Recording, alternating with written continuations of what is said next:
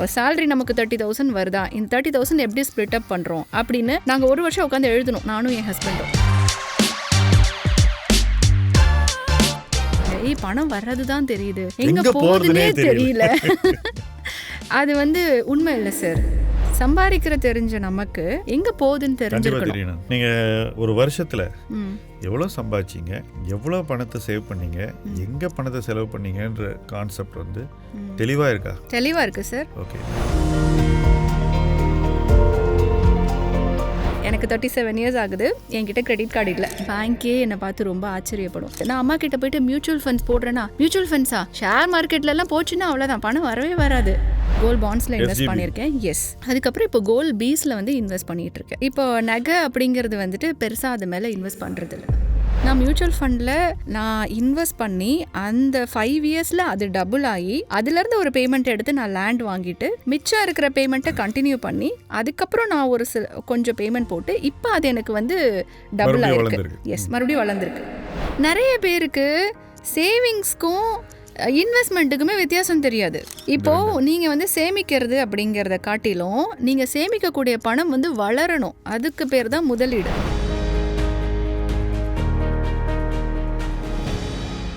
இன்னைக்கு நம்மளுடைய guest 16 இயர்ஸ்லேருந்தே earn பண்ண ஆரம்பிச்சிட்டாங்க. தன்னுடைய சொந்த தேவைகளை எப்படி ஒரு ஸ்டூடெண்ட்டாக இருக்கும்போதே மீட் பண்ணுறதுங்கிறத கற்றுக்கிட்டு படிப்படியாக வளர்ந்து பல டிகிரிஸை பண்ணி ஜேர்னலிசமில் இருந்து அதுக்கப்புறம் இன்றைக்கி ஒரு முழுமையான ஒரு பப்ளிக் பர்சனாலிட்டியாக இருக்காங்க. இன்றைக்கி அவங்கக்கிட்ட நம்ம அவங்களுடைய ஜேர்னியை பற்றியும் பர்சனல் ஃபைனான்ஸை பற்றி அவங்களுடைய பார்வையை பற்றியும் எதிர்காலத்தில் அவங்க எப்படி ஆஸ்பிரேஷன்ஸை வளர்த்துக்க போகிறாங்கிறத பற்றி பேச போகிறோம். I am very happy to welcome Hema Rakesh. Hello, welcome to the show. Thank you sir. So இன்றைக்கி ஃபஸ்ட்டு நான் ஸ்டார்ட் பண்ண போகிறது, நீங்கள் ஃபஸ்ட்டு ஒரு ஸ்டூடெண்ட்டாக இருக்கும்போதே ஏர்ன் பண்ண ஆரம்பிச்சிட்டேன்னு சொன்னீங்க. உங்களுடைய ஏர்னிங் ஜேர்னியை பற்றி முதல்ல கொஞ்சம் சொல்லுங்கள்.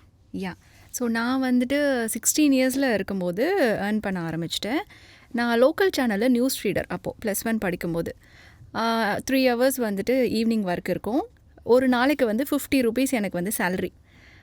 ஃபர்ஸ்ட் டைமாக அந்த கையில் பணம் பார்க்குறப்போ பயங்கர ஹாப்பியாக இருந்தது. எவ்வளோ ரூபா மொத்தமாக கொடுத்தாங்க? மொத்தமாக 1500 rupees கொடுத்தாங்க. ஸோ பயங்கர ஹாப்பி லைஃப்பில் அதுதான் பயங்கர ஹாப்பி. பட் அதுக்கு முன்னாடியே பார்த்தீங்கன்னா நான் ஒரு 8வது வயசுலேருந்தே நிறைய காம்படிஷன்ஸ் எல்லாமே நான் பார்ட்டிசிபேட் பண்ணுவேன். ப்ரைஸ் பண்ணி இருக்கிற காம்படிஷன். S, maximum. அப்போவே எனக்கு 16 இயர்ஸில் அரௌண்ட் ஒரு 50,000 வரைக்கும் நான் ஏர்ன் பண்ணியிருக்கேன். எஸ். அது மட்டும் இல்லாமல் அப்போ பார்த்தீங்கன்னா 16 இயர்ஸில் பல்லவன் கிராம பேங்க்குன்னு ஒரு பேங்க் இருக்கும். தெரியும், கோஆபரேட்டிவ். எஸ், நான் தான் என் வீட்டில் ஃபஸ்ட்டு அவ்வளோ சின்ன வயசில் பேங்க் அக்கௌண்ட் ஓப்பன் பண்ணி செக் கொடுப்பாங்க ஸ்கூலில் பார்ட்டிசிபேட் பண்ணதுக்கெல்லாம். அந்த செக்கு நம்ம பேரில் பேங்க்கில் போடும்போது பேங்க்கே என்னை பார்த்து ரொம்ப ஆச்சரியப்படும். எஸ், அதெல்லாம் நமக்கு ரொம்ப ப்ரௌடாக இருக்கும். நான் ஃபஸ்ட்டு அப்போ தான் அந்த மணி கையில் வாங்கும்போது ஓகே நம்ம இதை பேங்க்கில் போய் போடணும் அப்படிங்கிற ஒரு தாட், சேவிங்ஸ் தாட் அப்போ தான் எனக்கு வந்துச்சு. வீட்லேயும் சின்ன வயசுலேருந்து சொல்லிகிட்டே இருப்பாங்க, எது வாங்கணுன்னாலும் சேர்த்து வச்சு தான் வாங்கணும், கடனில் வாங்கவே கூடாது. இன்றைக்கும் எங்கள் அம்மா ஃபோனில் டெய்லி பேசுகிறாங்க, ஏதாச்சும் நடுவில் இந்த வார்த்தையை சொல்லிடுவாங்க, பாப்பா கடனில் மட்டும் மாட்டிக்காதன்னு. இன்னும் சொல்ல போனால் சார், எனக்கு 37 இயர்ஸ் ஆகுது, என்கிட்ட கிரெடிட் கார்டு இல்லை. பட் அது வசதி தானே, அதுலேயே அவ்வளோ பயம் நம்ம ஊரில், அது கொஞ்சம் சொல்கிறீங்களா? அதாவது இப்போ கிரெடிட் கார்டு, எங்கிட்ட கிரெடிட் கார்டு கிட்டத்தட்ட ஒரு 35 வருஷமாக இருக்குது. ஓகே. நான் ஒரு தவணையை கூட கட்ட தவறியதில்லை. கரெக்டாக அந்த டியூ டேட் என்னவோ நான் என்ன செலவு பண்ணியிருக்கணும் அந்த அளவு நான் கட்டிடுறேன். நான் வச்சுருக்கிற லிமிட்டும் எனக்கு எவ்வளோ செலவுக்கு தேவைப்படுமோ அவ்வளோதான் நான் லிமிட்டாக வச்சுருக்கேன். Okay, right. கிரெடிட் கார்டுக்கு ஃபீஸ் உள்ள கிரெடிட் கார்டு எதுவுமே நான் வாங்க மாட்டேன். அதாவது 5000 கூட 10,000 கூடன்னு கார்டு விற்கிறாங்களே அதெல்லாம் வாங்குறதே கிடையாது. மேக்ஸிமம் 1 இல்லை 2 கிரெடிட் கார்டு தான் வச்சுருப்பேன். ஒன்று லோவர் வேல்யூ, ஒன்று ஹையர் வேல்யூ. எனக்கு எந்த பிரச்சனையும் இல்லை கிரெடிட் கார்டில். அது ஏன் கிரெடிட் கார்டை பார்த்து இவ்வளோ? அண்ட் இன்னொரு விஷயம், இவ்வளோ நான் செலவு பண்ணுறதில்ல. இப்போ நான் நிறைய விஷயங்கள் அது வழியாக பே பண்ணும்போது எக்கச்சக்க பாயிண்ட்ஸ் வருது. அந்த பாயிண்ட்ஸை வச்சுட்டு நம்ம நிறைய கிஃப்ட்ஸு இது மாதிரி நிறைய விஷயம் நம்மளால் வாங்க முடியுது, யாருக்காவது வாங்கி கொடுக்க முடியுது, எல்லாம் பண்ண முடியுது. ஏன் அது மேலே இவ்வளோ ஒரு பயம் இருக்குதுன்னு சொல்லுங்கள். இல்லை, இயல்புலேயே என்னோட ஃபேமிலியில் சின்ன வயசுலேருந்தே ஒரு 8 வயசுலேருந்தே அவங்க சொல்லி வளர்த்தது என்னென்னா, கடன் வாங்கி எதுவுமே பண்ணக்கூடாது. ஒவ்வொரு முறையும் டெய்லியுமே அந்த வார்த்தை எப்படியாச்சும் நம்ம கேட்டுருவோம். சொன்னீங்க, அம்மா. எஸ், அம்மா சொல்லிட்டு இருப்பாங்க. அப்படி இருக்கும்போது ஃபஸ்ட்டு நான் கிரெடிட் கார்டு வாங்கினேன். எதுக்கு வாங்கினேன்னா என் ஹஸ்பண்ட்க்கு வந்து ஒரு ஃபோன் வந்து கிஃப்ட் பண்ணலாம், ஒரு காஸ்ட்லியான ஃபோன் ஃபர்ஸ்ட் டைமாக கிஃப்ட் பண்ணலான்னு வாங்கினேன். வாங்கிட்டு அதை திருப்பி கட்டும்போது பார்த்தீங்கன்னா எனக்கு மைண்டு உறுத்திக்கிட்டே இருந்துச்சு, ஐயோ நம்ம கடன் வாங்குறோமே, நம்ம வந்து திரும்ப கட்டுறோமே அப்படின்னு. அந்த ஒரு மென்டாலிட்டியே பார்த்தீங்கன்னா ஒரு பீஸ்ஃபுல்லாகவே எனக்கு இல்லை. ஸோ என்ன பண்ணேன், டோட்டலாக கிரெடிட் கார்டு எல்லாத்தையும் க்ளோஸ் பண்ணி அதை வந்து கொடுத்துட்டேன். எனக்கு இன்னொரு விஷயம் என்னென்னா, நமக்கு வந்து என்ன தேவைனாலும் நம்ம காசு சேர்த்து வச்சு வாங்குவோமே, ஏன்னா அப்போ தான் ஒரு டிசிப்ளின் வரும்னு நான் நினச்சேன், பொறுப்புகள் வரும் அப்படின்னு நினச்சேன். என்னோடய 20s 30s அந்த தாட் அப்படியே இருந்தது. இன்றைக்கி நீங்கள் சொல்கிற மாதிரி எனக்கு அது அறிவுக்கு புரியுது. ஓகே, இந்த கிரெடிட் கார்டு வாங்கினா நம்ம எல்லாமே பண்ணலாம். எஸ், பட் ஆனால் அந்த மென்டாலிட்டியிலேருந்து என்னால் மாறவே முடியல. சரி, கடனே இப்போ நான் வந்து எஸ் ஒரு லோன் வந்து பே பண்ணுறேன், ஆனால் அது டெபிட்லேருந்து போட்டோம், ஏன் நம்ம வந்து கிரெடிட்லேருந்து வாங்கி திரும்பியும் அதை கட்டி அதை திரும்பியும் ஞாபகம் வச்சுட்டு அது தேவையில்லை. எதுனாலும் நம்ம வந்து மைண்ட் செட் அப்படியே ஃபார்ம் ஆகிடுச்சு, நம்ம வந்து சம்பாதிக்கணும், கடனில் எதுக்கு வாங்கிட்டு அந்தளவுக்கு நல்லா சம்பாதிப்போம், 2 பிளாட்ஃபார்மில் நம்ம ஏர்ன் பண்ணுவோம், டெபிட் கார்டில் வாங்குவோம். ஏன்னா நீங்கள் வந்து ஒரு 5 லட்சம் ரூபாய் நம்ம பேங்க் அக்கௌண்ட்டில் இருந்து அதுலேருந்து செலவு பண்ணுறது ஒரு தனி கெத்து. கண்டிப்பாக யாரோ ஒருத்தவங்க கிட்ட நம்ம போய் பேங்க்கில் போய் 2 லட்ச ரூபா கடன் வாங்கி அதை வந்து வாங்குறது அப்படிங்கிறது என்ன, நம்மளோட எபிலிட்டிங்கிறது நம்மளால் சம்பாதிக்க முடியும் அப்படின்னு ஒரு மைண்ட் செட் வந்துருச்சு. இன்னைய வரைக்கும் நானும் யோசிப்பேன், இன்டர்நேஷ்னல் ட்ரிப்ஸ் எல்லாம் போகும்போது கிரெடிட் கார்டு கேட்பாங்க, யோசிப்பேன் சரி ஓகே இப்படியே வந்துட்டோம், அதுக்காக பார்த்துக்கலாம், ஒன்றா கேஷில் ஃபுல்லாக செலவு பண்ணுவோம், இல்லை டெபிட் கார்டில் செலவு பண்ணுவோம், சம்பாதிப்போம் அதிகமாக அப்படிங்கிறது தான் மென்டாலிட்டி. ஓகே, இப்போ நீங்கள் வந்து எப்போ நீங்கள் ஃபஸ்ட்டு ஒரு ஃபைனான்ஷியல் இன்வெஸ்ட்மெண்ட் பண்ணீங்க? இது சேமிப்பு சின்ன வயசுலேயே ஆரம்பிச்சிட்டீங்க. முதலீடோடு முதல் பரிச்சயம் எப்போ, என்ன ஏஜில் பண்ணுறீங்க? என்னோட ஃபர்ஸ்ட் வந்து பார்த்தீங்கன்னா 22 வயசில் நான் வந்து வேலைக்கு போகிறேன். அப்போல்லாம் வந்து முதலீடு பற்றின ஒரு எந்த அவேர்னஸும் கிடையாது. என்னென்னா வீட்டில் வந்து சொல்லுவாங்க சேர்த்து வைக்கணும் அப்படிங்கிறது. குறிப்பாக பொண்ணுங்கன்னா என்ன, கல்யாணம் பண்ணால் நகை சேர்த்து வைக்கணும். என் அம்மா என்ன சொன்னாங்கன்னா, நீ சேலரி வாங்குற, உன்னோட செலவெல்லாம் போக மிச்சம் இருக்கிறதுல வந்துட்டு நீ நகை வாங்கி வச்சிரு அப்படின்னு சொன்னாங்க. அப்படி தான் நான் என்ன பண்ணேன், சரி கல்யாணத்துக்கு நம்ம நகை வாங்குவோன்னு சொல்லிட்டு மந்த்லி நான் வந்து ஒரு 5,000 எடுத்து வச்சுருந்தேன். நான் வந்து கல்யாணத்துக்கு 2 lakhs நான் நகைக்கு கொடுத்தேன் அம்மாவுக்கு. ஏன்னா அப்போது பொண்ணுங்கனாலே நகை அப்படின்னு மட்டும்தான் சொல்லுவாங்க. ஆனால் எனக்கு அப்போ வந்து டேர்ம் இன்சூரன்ஸ் பண்ணணும், மெடிக்கல் இன்சூரன்ஸ் பண்ணணும், மியூச்சுவல் ஃபண்ட்ஸ் பண்ணணும், ஷேர்ஸ் பண்ணணும், இது எல்லாமே எனக்கு வந்து தாட் இருந்தது. நான் புக்ஸ் எல்லாம் படித்து அந்த நாலேஜ் வந்து கெயின் பண்ணிக்கிட்டேன். ஆனால் எப்படி பண்ணணும் எதுவுமே தெரியாது. அப்போது 22 வயசில் அது ஸ்டார்ட் பண்ணுறப்போ வீட்லேயும் அதை பற்றின எந்த அவேர்னஸுமே கிடையாது. நான் அம்மா கிட்டே போய்ட்டு மியூச்சுவல் ஃபண்ட்ஸ் போடுறேன்னா, மியூச்சுவல் ஃபண்ட்ஸா, ஷேர் மார்க்கெட்லலாம் போச்சுன்னா அவ்வளோதான், பணம் வரவே வராது, நீ அதெல்லாம் எதுவுமே பண்ணக்கூடாது அப்படின்னு சொல்லிட்டாங்க. சரி ஓகே அப்படின்ட்டு கல்யாணத்துக்கு அப்புறம் பார்த்துக்கலாம் அப்படின்னு 25 இயர்ஸில் தள்ளி போட்டேன். நான் அது எதுவுமே பண்ணல, ஆனால் மைண்டில் ஓடிட்டே இருந்துச்சு. அப்பப்போ என்ன பண்ணுவேன்னா, காசு இருக்கிறப்போ நகைச்சீட்டு மட்டும் போடுவேன். அந்த நகைச்சீட்டு நான் எப்படி போடுவேன் அப்படின்னா, ஒரு கடையிலையும் செய்கூலி சேதாரம் அந்த 18% நகை எடுத்தால் அதெல்லாம் கிடையாதுன்னு சொல்லுவாங்கள்ல, அந்த மாதிரி கடையில் நகைச்சீட்டு போடுவேன். நான் பெருசாக கோல்டெல்லாம் போட மாட்டேன், அதனால் நகைச்சீட்டு போட்டு மாதம் அதுக்கு வந்து அதுவும் அந்த நகையாக போடுவேன். 2,000 நம்ம போடுறோன்னா அதுக்கு தங்க நகையாக வர வைப்பாங்க, அது போட்டுட்டு அப்புறம் 11 months முடிஞ்சதுக்கப்புறம் அந்த 18% நகை எடுத்துப்பேன். அதுவும் எதுக்கு அப்படின்னா, எக்ஸ்ட்ரா பணம் போட மாட்டேங்க. எக்ஸ்ட்ரா பணம் எங்கேயுமே போடவே மாட்டேன். ஏன்னா உங்களுக்கு அவசர தேவைக்கு நீங்கள் பேங்க்கில் வைக்கணும் அப்படின்னா நகை மட்டும்தான் எடுத்துப்பாங்க, கோல்டு காயின் வந்து எடுத்துக்க மாட்டாங்க. ஸோ இந்த ஐடியா எஸ், நான் நிறைய பேங்க்கில் போய் கேட்குறப்போ கோல்டு காயின் வந்து நாங்கள் எடுத்துக்க மாட்டோம் அப்படின்னு சொல்லிட்டாங்க, வெறும் நகை மட்டும்தான் எடுத்துக்கிறாங்க. அதனால் என்ன பண்ணுவேன், பிளெயின் நகையாக வாங்கி வச்சுப்பேன். நீங்கள் டிசைனாக வாங்கினா தான் எஸ்.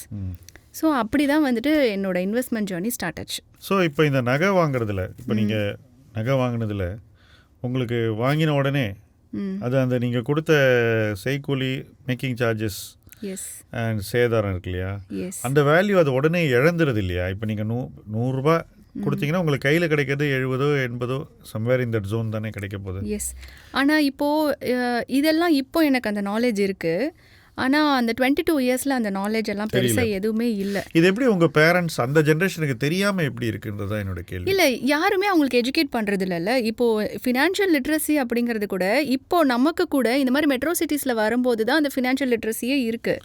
இப்போ என்ன மாதிரி ஒரு சின்ன ஊர்லேருந்து வர்றவங்களுக்கு சேமிப்பு அப்படின்னா என்ன, ஒன்றா நகை வாங்கணும், இல்லை இடம் வாங்கணும், இல்லைனா வீடு வாங்கணும். நீங்கள் ஒரு வீடு நீங்கள் இருந்தீங்கனாலும் திரும்பி இன்னொரு வீடு வாங்கணும், அதுலேருந்து வர ரெண்ட் எடுத்து நீங்கள் வந்து இல்லை கடை கட்டணும். ஸோ அவங்களோட ஃபினான்ஷியல் கோல்ஸே இதுதான். வேறு எதுவுமே நீங்கள் வந்து அவங்கள அண்டர்ஸ்டாண்ட் பண்ணவும் முடியாது. நம்ம மெட்ரோ சிட்டிஸ்க்கு வந்ததுக்கப்புறம் தான் இன்வெஸ்ட்மெண்ட்டில் இவ்வளோ விஷயங்கள் இருக்கா. நீங்கள் இன்சூரன்ஸே பார்த்தீங்கன்னா அங்கே வந்து எல்லாமே யூலிப் பாலிசியை தான் தலையில் கட்டுவாங்க. ஆமாம், கரெக்ட். ஃபுல்லாகவே ஊரில். நானும் அப்படி ஒரு பாலிசியில் மாட்டியிருக்கேன். இன்றைக்கும் வந்து ஆக்சுவலி அந்த எனக்கு தெரிஞ்சு ஒரு 18 வயசில் ஒரு காம்படிஷனில் நான் ஒரு 15,000 ப்ரைஸ் வாங்கினேன். ப்ரைஸ் வாங்கினேங்கிறது பேப்பரில் போட்டிருந்தாங்க. 15,000 ரூபாய் ப்ரைஸ் வாங்கினேன். உடனே இன்சூரன்ஸ் எடுத்துகிட்டு வந்து எங்கள் அப்பா மண்டையை கழுவி அந்த பாலிசியை எங்கள் அப்பா போட்டார் 15,000. அதுக்கப்புறம் வருஷம் கட்டணும் அப்படின்னு சொன்னாங்க. ஃபர்ஸ்ட் இயர் கட்டினார் அப்பா அந்த ப்ரைஸ் அமௌண்ட்டை, அடுத்து கட்டல. இப்போ அடுத்த வருஷம் தான் அது வந்து முடியுது. ஸோ அது யூனிட்ஸாக எதுவும் எனக்கு அதை பற்றினும் பெருசாக நாலேஜ் இல்லை. ஸோ இந்த மாதிரி இருக்கும்போது நம்ம அவங்கள கன்வின்ஸ் பண்ணவே முடியல. இங்கே வந்ததுக்கப்புறம் தான் அந்த இன்வெஸ்ட்மெண்ட். இப்போ வந்து நான் நகை பார்த்தீங்கன்னா நான் கோல்ட் பாண்ட்ஸில் இன்வெஸ்ட் பண்ணியிருக்கேன். இதுக்கு ஏன்னா இப்போ இல்லை, கோல்ட் பாண்ட்ஸில் இன்வெஸ்ட் பண்ணியிருக்கேன். எஸ், அது வந்து அதுக்கப்புறம் இப்போ கோல்ட் பீஸில் வந்து இன்வெஸ்ட் பண்ணிகிட்ருக்கேன். இப்போ நகை அப்படிங்கிறது வந்துட்டு பெருசாக அது மேலே இன்வெஸ்ட் பண்ணுறதில்ல. பட் இன்னொரு கொஸ்டின், தினமும் பீப்புள் கோல்டை பற்றி வீடியோ பார்க்குறாங்க. இந்த ப்ரைஸில் கோல்டு வாங்கலாமான்றதான் அவங்களுடைய கேள்வியாக இருக்குது. இவ்வளோ விலை ஏறினதுக்கப்புறம் இந்த விலையில் வெரைட்டி வாங்குறது தப்புன்றது கூட நிறைய பேருக்கு தோண மாட்டேங்குது. அது எதனாலன்னு நீங்கள் நினைக்கிறீங்க?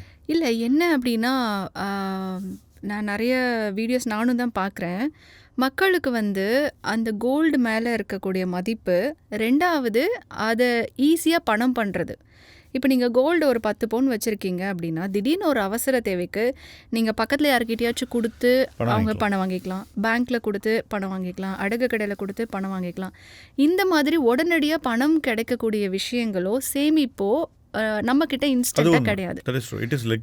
எஸ், அது மட்டும் இல்லாமல் கோல்டை நீங்கள் வந்து கேரி பண்ணுறது ஈஸி. இப்போ நீங்கள் ஒரு ஊரில் இருக்கீங்க, அங்கேருந்து ஏதோ ட்ரான்ஸ்ஃபர் ஆகிட்டு இன்னொரு ஊருக்கு வரீங்க, நீங்கள் அசெட்லாம் வச்சிங்கன்னா அதை விற்கிறதுக்குள்ளே உயிர் போயிடும். ஆனால் கோல்டை கேரி பண்ணுறது ஈஸி. நீங்கள் வேறு ஒரு ஊர்லேருந்து இன்னொரு ஊருக்கு வந்துட்டு நீங்கள் தொழில் தொடங்கணுன்னா டக்குன்னு கோல்டை வச்சு நீங்கள் பண்ணிடலாம்.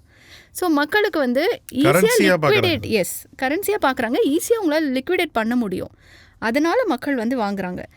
பட் நம்மக்கிட்ட பணம் இருக்குது, ஒரு 5 வருஷத்துக்கு 7 வருஷத்துக்கு அது தேவையில்லை. அப்படிங்கும் போது மாற்று முதலீடு திட்டத்தில் அவங்க இன்வெஸ்ட் பண்ணாங்க அப்படின்னா கோல்டை விட அதிக ரிட்டர்ன்ஸ் பார்க்க முடியும் அப்படிங்கிற அவேர்னஸ் இன்னும் மக்கள்கிட்ட வரல. அதுதான் என்னோட அடுத்த கொஸ்டின். நீங்கள் வந்து கோல்டில் இன்வெஸ்ட் பண்ணியிருக்கீங்க, மியூச்சுவல் ஃபண்ட்ஸில் இன்வெஸ்ட் பண்ணியிருக்கீங்க, இது தவிர நீங்கள் லேண்டும் ஏதாவது வாங்கியிருக்கலாம். இந்த 3ல் எதில் உங்களுக்கு ஹையஸ்ட் ரிட்டர்ன் கிடைச்சது? உங்கள் எக்ஸ்பீரியன்ஸ் என்னங்கிறத கொஞ்சம் சொல்லுங்கள். ஏன்னா நிறைய பேருக்கு கணக்கே தெரியறதில்ல. ஓகே, இப்போது ஆக்சுவலி பார்த்தீங்கன்னா 3த்துலேயுமே இப்போ நல்ல ரிட்டர்ன்ஸ் இருக்குது. கோல்ட் பாண்ட்ஸ்லேயே இப்போ நல்ல ரிட்டர்ன்ஸ் இருக்குது. ஆனால் முதலீடில் ரொம்ப முக்கியமான விஷயம் என்னென்னா டைம். அந்த டைமு, அந்த காம்பவுண்ட் இன்ட்ரெஸ்ட், இந்த 2 விஷயத்துக்கும் நம்ம வெயிட் பண்ணலைன்னா நம்ம முதலீடு வளரவே வளராது. ஆனால் இன்றைக்கி மக்கள் எல்லாம், நானே வீடியோஸ்லாம் போடும்போது போஸ்ட் ஆஃபீஸ் ஸ்கீம்ஸ் பற்றி போடுவேன், பேங்க் ஸ்கீம்ஸ் பற்றிலாம் போடும்போது அவங்க சொல்லுவாங்க, என்னது இவ்வளோ தான் வருமா, என்னது இவ்வளோ தான் வருமானு. அதாவது இன்றைக்கி முதலீடு பண்ணி நாளைக்கு உடனே வரணும் அப்படின்னா வராது. We have to wait. Yes, அதெல்லாம் வராது. இப்போது நான் மியூச்சுவல் ஃபண்டில் ஒரு 10 இயர்ஸாக இன்வெஸ்ட் பண்ணிகிட்ருக்கேன். நான் மியூச்சுவல் ஃபண்டில் நான் இன்வெஸ்ட் பண்ணி அந்த 5 இயர்ஸில் அது டபுள் ஆகி அதுலேருந்து ஒரு பேமெண்ட் எடுத்து நான் லேண்ட் வாங்கிட்டு மிச்சம் இருக்கிற பேமெண்ட்டை கண்டினியூ பண்ணி அதுக்கப்புறம் நான் ஒரு கொஞ்சம் பேமெண்ட் போட்டு இப்போ அது எனக்கு வந்து டபுள் ஆகிருக்கு. எஸ், மறுபடியும் வளர்ந்துருக்கு. இப்போ அந்த லேண்டோட வேல்யூ வந்து டபுள் ஆகிருக்கு. இப்போது கோல்ட் பாண்டும் பார்த்திங்க அப்படின்னா எனக்கு கிராஜுவிட்டி வந்து வந்துச்சு. எல்லாருமே வந்து என்ன சொன்னாங்கன்னா, நீ வந்து இது ஏதாச்சும் நகையாக வாங்கு அப்படின்னு சொன்னாங்க, இல்லைன்னா ஏதாச்சும் ஒரு ட்ரிப்பு பண்ணு, இல்லைனா வந்து வீட்டுக்கு தேவையான பொருள் வாங்கு அப்படின்னாங்க. நான் வந்து ஹேமா கண்ணு முடிக்கோ, எதுவுமே வந்துட்டு நீ யோசிக்கவே யோசிக்காத. ஏன்னா அப்போ தான் பாண்ட்ஸ் வந்துட்டு ஒரு கிராமுக்கு 50 ருபீஸ் என்னமோ ஆஃபர்ஸ்லாம் கொடுத்துருந்தாங்க. அப்படியே கண்ணை மூடிட்டு வந்து டைவர்ட்டே ஆகலை. ஒரு பார்ட்டி கூட யாருக்குமே வைக்கல. அது அப்படியே நான் எஸ்ஜிபியில் இன்வெஸ்ட் பண்ணிட்டேன். பார்ட்டி கொடுக்கணும் வேலையை விட்டு வரும்போது இல்லை, ஃப்ரெண்ட்ஸு எல்லாம் பார்ட்டி கொடுப்பாங்கல்ல, அதான் நான் எதுவுமே பண்ணல. அதெல்லாம் அப்புறம் பார்த்துக்கலாம் அப்படின்னு சொல்லிட்டு அப்படியே கொண்டு வந்து இன்வெஸ்ட் பண்ணேன். அது வந்து இப்போ அரௌண்ட் ஒரு 5 இயர்ஸ் ஆகிடுச்சு. இப்போ அது அப்படியே டபுள் மடங்காக ஆகிருக்கு. நல்ல ரிட்டர்ன் கொடுத்து. யா, அண்ட் இன்னொரு விஷயத்தில் நான் தெளிவாக இருக்கேன். என்னென்னா டைவர்சிஃபைடாக இருக்கணும் நம்மளோட இன்வெஸ்ட்மெண்ட்டை பொறுத்த வரைக்கும். Gold, mutual funds, land and share வந்து இப்போ தான் கற்றுக்கிட்டு இருக்கேன்.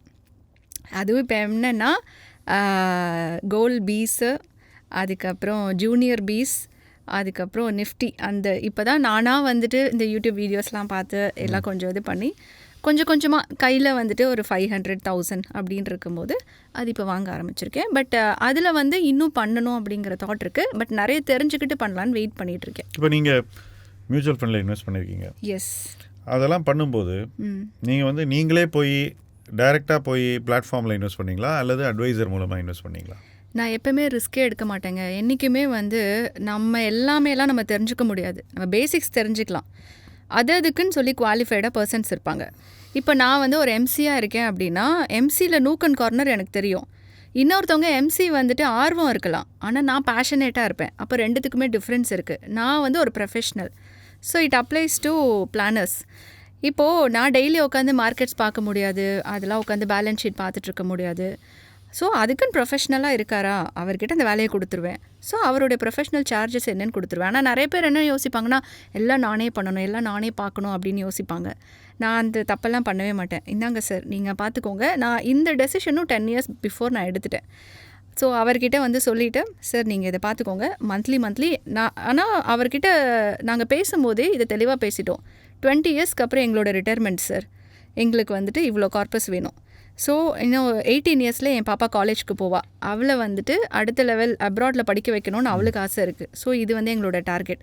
இது ரெண்டுத்துக்குமே என்ன பண்ணணுங்கிறது நீங்கள் சொல்லுங்கள், மந்த்லி எவ்வளோ இன்வெஸ்ட் பண்ணணுங்கிறத சொல்லுங்கிறத பேசிட்டோம். எஸ், அதை வந்து பண்ணிகிட்ருக்கோம். அண்ட் பட் அவர் வந்து இப்போ என்ன அவர் வந்து அட்வைஸ் பண்ணார்னா, நீங்கள் மியூச்சுவல் ஃபண்டில் 1C தொடுற வரைக்கும் நீங்கள் ஷேர்க்குள்ளே வரக்கூடாது அப்படின்னு சொல்லிட்டாரு. அதனால் அது எதுவுமே வந்துட்டு பண்ணல. 1C நீங்கள் மியூச்சுவல் ஃபண்டில் தொட்டுட்டிங்கன்னா நீங்கள் ஷேருக்குள்ளே வரமாட்டீங்க. பட் இன்ட்ரெஸ்டிங்காக நான் ஒரு விஷயம் சொல்கிறேன். என்னோட எக்ஸ்பீரியன்ஸில் என்னோட சில்ட்ரன் 3 பேருக்கும் நான் வந்து மியூச்சுவல் ஃபண்டில் தான் இன்வெஸ்ட் பண்ணி க்ரோ பண்ணியிருக்கேன். கிட்டத்தட்ட 15 years ஆகிடுச்சு. முதல்லலாம் கொஞ்சம் கொஞ்சமாக போட்டிருந்தேன். அப்புறம் கொஞ்ச நாள் கழிச்சு 10 வருஷத்து வரைக்கும் லம்சம் தான் போட்டிருந்தேன். இப்போ எஸ்ஐபியும் போடுறேன், அப்பப்போ லம்சம் போடுறேன்.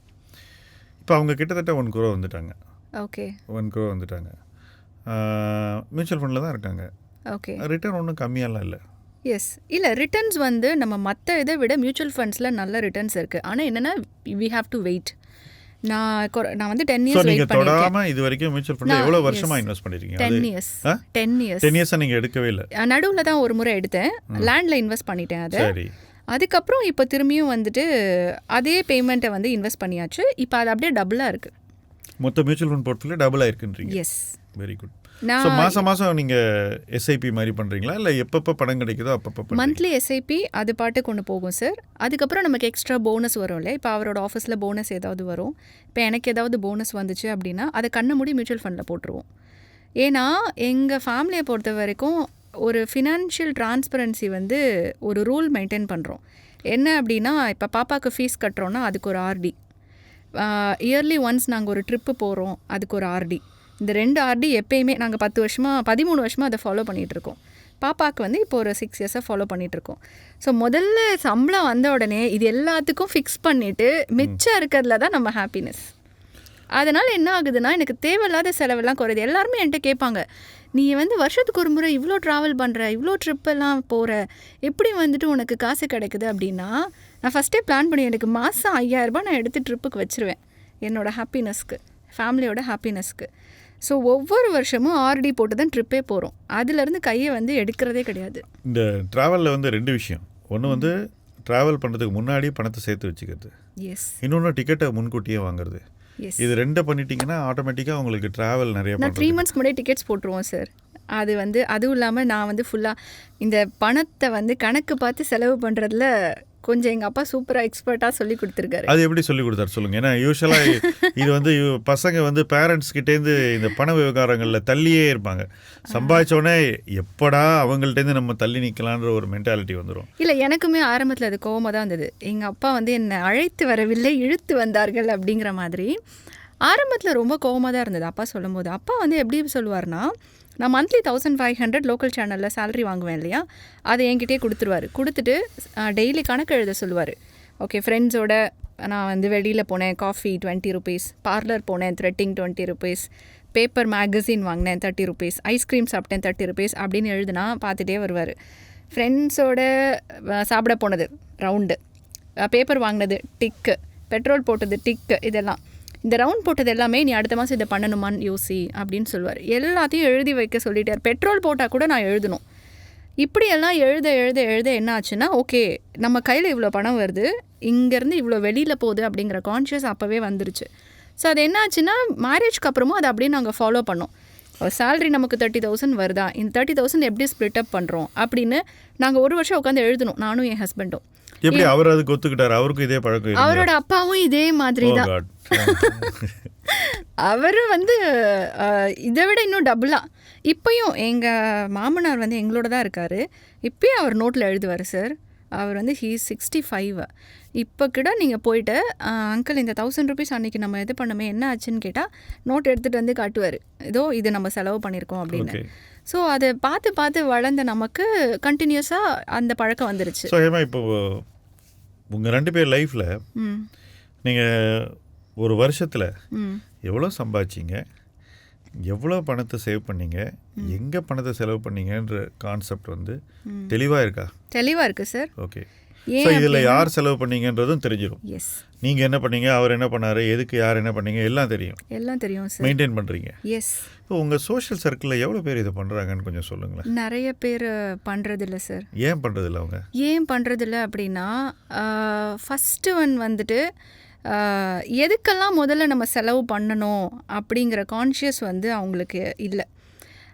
ரெண்டாவது வந்துட்டு நமக்கு என்னெல்லாம் செலவு பண்ணணும், நம்ம ஹாப்பினஸ்க்கெல்லாம் என்ன செலவு பண்ணணுங்கிற கான்ஷியஸும் இல்லை. அண்ட் மூணாவது வந்துட்டு எப்படி சொல்கிறது, பெருமைக்கு எருமை மேய்க்கணுங்கிற மாதிரி நிறைய பேர் யோசிப்போம் இல்லையா, மற்றவங்க என்ன நினைப்பாங்கன்றதுக்காக செலவு. எக்ஸாக்ட்லி. மற்றவங்க என்ன நினைப்பாங்க அப்படின்ட்டு. நான் ஒன்று சிம்பிளாக சொல்கிறேன். என்னோடய பாப்பாவுக்கு வந்து 8 years ஆகுது. எல்லாருமே வந்து என்கிட்ட இந்த கொஷின் கேட்பாங்க, நீங்கள் பாப்பாவுக்கு ஏன் பர்த்டே எல்லாம் கிராண்டாக செலிப்ரேட் பண்ண மாட்டேன்றீங்க, நீங்கள் ஏன் எங்களெல்லாம் கூப்பிட மாட்டேன்றீங்க அப்படின்னு சொல்லிட்டு சொல்லுவாங்க. நாங்கள் இப்போ வரைக்கும் இந்த ஹால் வச்சு அதெல்லாம் செலிப்ரேட் பண்ணதே கிடையாது. நாங்கள் ஆனால் எப்படி செலிப்ரேட் பண்ணுவோம் அப்படின்னா, அன்றைக்கி அவள் ஃப்ரெண்ட்ஸ் எல்லாம் கூப்பிட்ருவோம் வீட்டுக்கு. காலையில் கார் எடுத்துகிட்டு போயிடுவோம். அவளோட ஃப்ரெண்ட்ஸு 4 பேரையும் கூட்டிகிட்டு காலையிலேருந்து ஈவினிங் வரைக்கும் ஃபுல்லாக விளையாட வைப்போம். எஸ், வீட்லேயே அவங்களுக்கு தேவையான கேம்ஸ் எல்லாமே இது பண்ணி வீட்லேயே எல்லாம் பண்ணி கொடுத்துருவோம். ஈவினிங் ஒரு சின்ன கேக் கட்டிங் அவங்க பேரண்ட்ஸோட, அதுக்கப்புறம் ஈவினிங் டின்னர். இது வந்து ஒரு பர்த்டே. இன்னொரு பர்த்டே அவகிட்ட கேட்போம், உனக்கு எங்கே போகணும், உனக்கு என்ன வேணும். அவள் ஒரு நாள் சொன்னான், எனக்கு கேரளா வந்து போகணும் அப்படின்னு. ஸோ ஒரு பர்த்டேக்கு கேரளா. இன்னொரு முறை சொன்னான், உன் பர்த்டேக்கு என்ன வேணும் அப்படின்னு கேட்டோம். 1 year முன்னாடியே கேட்டுருவோம். அவ்வளோ அதை மறக்காம ஞாபகம் வச்சுருப்பா. எக்ஸ்பெக்டேஷன். எஸ், நான் சிங்கப்பூர் போகணும் அப்படின்னு சொன்னான். அது என்னன்னு தெரில, அவங்க 2 வருஷமாக சொல்லிகிட்டு இருந்தா. ஸோ ஒரு பர்த்டே சிங்கப்பூர். ஸோ அதனால் அவளுக்கு வந்து மெமரிஸோ எக்ஸ்பீரியன்ஸோ அந்த மாதிரி வந்து கொடுக்க ஆரம்பித்தோம். பட் என்னோடய சோஷியல் சர்க்கிளில் நான் பேசும்போது கூட நிறைய பேர் வந்து சொல்கிறாங்க, பணம் வர்றது தான் தெரியுது, எங்கே போகுதுன்னே தெரியல. நிறைய பேர் சொல்லுவாங்க. அது வந்து உண்மை இல்லை சார். சம்பாதிக்கிற தெரிஞ்ச நமக்கு எங்கே போகுதுன்னு தெரிஞ்சிருக்கணும். அப்படி இல்லைன்னு வச்சுக்கோங்களேன், 60 வயசில் திரும்பி பார்க்கும்போது எதுவுமே இருக்காது. இப்போ நம்ம அப்பா அம்மாக்கெல்லாம் ஒரு கவர்மெண்ட் ஜாப் இருந்தது, அவங்களுக்கு வந்து பென்ஷன் இருந்தது போன ஜெனரேஷனுக்கெல்லாம். நமக்கு கிடையாது. நான் நிறைய பேர்கிட்ட சொல்லுவேன், இன்றைக்கி நீ வந்து பிரியாணி 200 ரூபாய்க்கு சாப்பிட்றீங்க, 20 வருஷம் கழித்து இந்த பிரியாணி வந்துட்டு 800 ரூபாய் ஆகும். அப்போ அந்த 800 ரூபாய்க்கு என்ன பண்ணுவீங்க அப்படின்னு கேட்பேன். அப்போது நம்ம ரிட்டையர்மெண்ட்டுக்கு வந்து 20 வயசுலேருந்தே நீங்கள் ரிட்டையர்மெண்ட்டுக்கு யோசிச்சா தான் நீங்கள் 60 yearsல வந்து அதுக்கு பிளான் பண்ண முடியும். நீங்கள் ஆனால் இன்வெஸ்ட் பண்ணது வந்து மேரேஜுக்கு அப்புறம் தான். எஸ். அது வரைக்கும் நீங்கள் கோல்டு ஷீட்டு தான் போட்டுட்டு இருந்தீங்க. எஸ். ஸோ இந்த கான்செப்ட் பற்றி கொஞ்சம் உங்களுடைய ஒப்பீனியன் சொல்லுங்கள். I want your independent view. வேலைக்கு சேர்ந்த பொண்ணுங்க வந்து கோல்டு சேர்க்கறதா அவங்களோட ரெஸ்பான்சிபிலிட்டி. அவங்க மேரேஜுக்காக தான் அவங்க வந்து பணத்தெல்லாம் சேனல் பண்ணணும் அப்படிங்கிற ஒரு தாட் ப்ராசஸ். ஏன்னா நிறைய பேரண்ட்ஸ் வந்து வேலைக்கு சேர்ந்த பசங்களை அந்த கோல்டு ஷீட்டு போட மாத்திரம் தான் நிர்பந்திக்கிறாங்க. வேற எதுலேயும் அவங்களுக்கு இன்ட்ரெஸ்ட் இல்லை. ஏன்னா அவங்களுக்கு தெரியாது. இன்றைக்கி போஸ்ட் ஆஃபீஸ் அதை பற்றி என்ன நினைக்கிறீங்க? இல்லை, அது வந்து தப்புன்னு நான் சொல்லுவேன். ஏன்னா எனக்கு அது நடந்துச்சு, என் அம்மாவும் எனக்கு அதுதான் சொன்னாங்க. ஏன்னா அவங்களுக்கு அதை பற்றி தெரியல. இன்றைக்கி வந்து நம்ம பேரண்ட்ஸ் நமக்கு சொல்லிக் கொடுக்கணும்லாம் கிடையாது. இப்போ நாங்கள் 20 years பேக் வந்து அப்போது இன்டர்நெட் பெருசாக கிடையாது, சோஷியல் மீடியாஸ் கிடையாது, எதுவும் பார்க்க முடியாது. ஆனால் இன்றைக்கி அப்படி கிடையாது. நம்ம எஃபர்ட் போடணும். இப்போ நிறைய வந்து எக்ஸ்போஷர் இன்றைக்கி இருக்கிற ஜென்ரேஷன் இருக்குது.